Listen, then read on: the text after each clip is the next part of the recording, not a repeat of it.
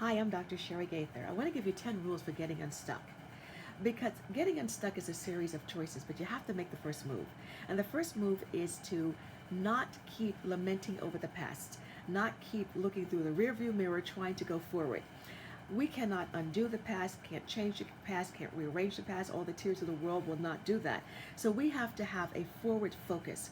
And for you who are right now continuing to wallow in the past, the first thing you have to do is leave the past behind.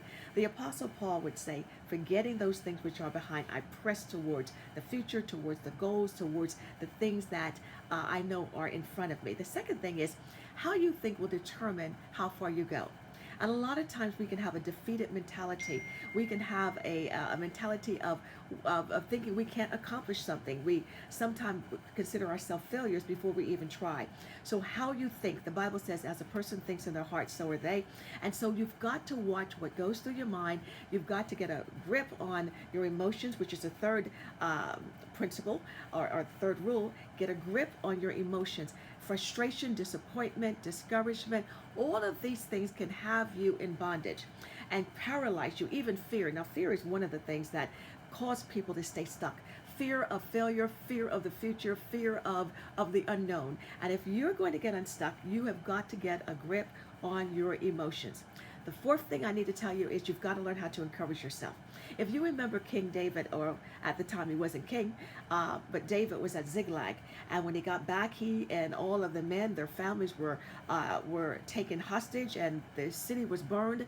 Yet the Bible said that though the men were in tears and were weak and ready to stone David, David had to learn how to encourage himself in the Lord. And that is where your encouragement comes from. It comes from God. But you've got to recognize that many times there will not be people to celebrate you, to cheer you on. And while you're in the midst of trying to move forward, you've got to learn how to encourage yourself. Now, the fifth rule is that you have to understand that your words have power. Your words have power. So what does that mean? That means that what comes out of your mouth, if life and death are in the power of the tongue, you've got to watch what you say. You've got to remember that God will watch over his word, and you've got to be able to declare his word if you want God to watch over it. So you are more than a conqueror. You're an overcomer. You're able to succeed. You're able to excel. Even on your worst day, you need to be able to say, I am victorious. Again, words have meaning, and what you say will come to pass. Now, you want words that God can come behind and celebrate and ensure that it comes to pass, and you don't want to have words of defeat. The sixth rule, or the sixth principle, is that you've got to make sure that you do not let your mistakes and your failures define you. Remember, failure is an event, not a person. So even when we fail at something, we get back up. Even if we had a mistake, we learn from our mistakes. Don't let failure, don't let mistakes hinder you, hinder your progress, paralyze your purpose, and keep you from moving forward. I hope you're getting something from this. The seventh principle or rule is choose your inner circle wisely. Choose the people you surround yourself with. Why?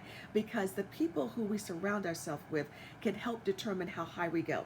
It's just like an eagle and a chicken. They both have feathers, but they both have different assignments and different destinies. One is called to soar, and one will always be on the ground.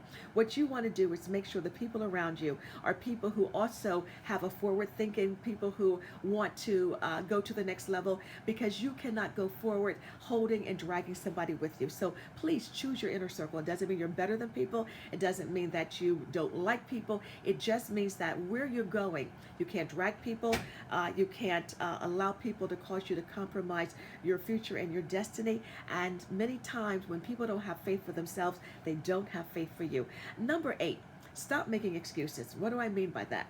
A lot of times we make excuses for why we're not further along, for why we're stuck where we are, for why we can't accomplish things. Excuses are for those who make them, and generally you should be tired of making excuses and blame shifting and causing yourself to believe that other people determine your destiny. They don't. So you've got to stop making excuses and start moving forward. There is nothing behind you, everything's in front of you. Your inner circle matters, your words have power, how you think is important. I'm giving you a review right now. Number 9, get specific. A lot of times we're vague as to what we want to accomplish. I believe in SMART goals that are specific, measurable, attainable, realistic, and timely. That's an acronym for SMART. And so what you want to do is be specific as to what you want to accomplish. Specific as to what and what time frame. Is it something realistic? Is it something that you can accomplish in a certain amount of time? And know without a shadow of a doubt that when you put something on paper, if you don't put it on paper, it doesn't exist. So be specific about what you want to accomplish, what you want to do, in what time frame you want to do it, and know that it is something that's very realistic and attainable for you. Finally, do it, delay it, or delete it. Wow. Do it, delay it, or delete it. Let me unpack that for just a moment. If it's something that you know that you need to do, don't delay it. If it's something that you know that you can put off, something that maybe this is not the time, because timing is everything. So often we need to understand that there is a season, there is a time for certain things, and when we get things out of their time and out of their season, we're frustrated.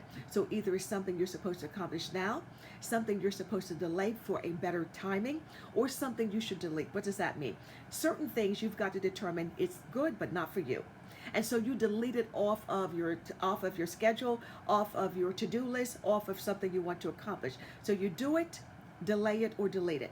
Those are 10 principles and rules that'll help you get unstuck.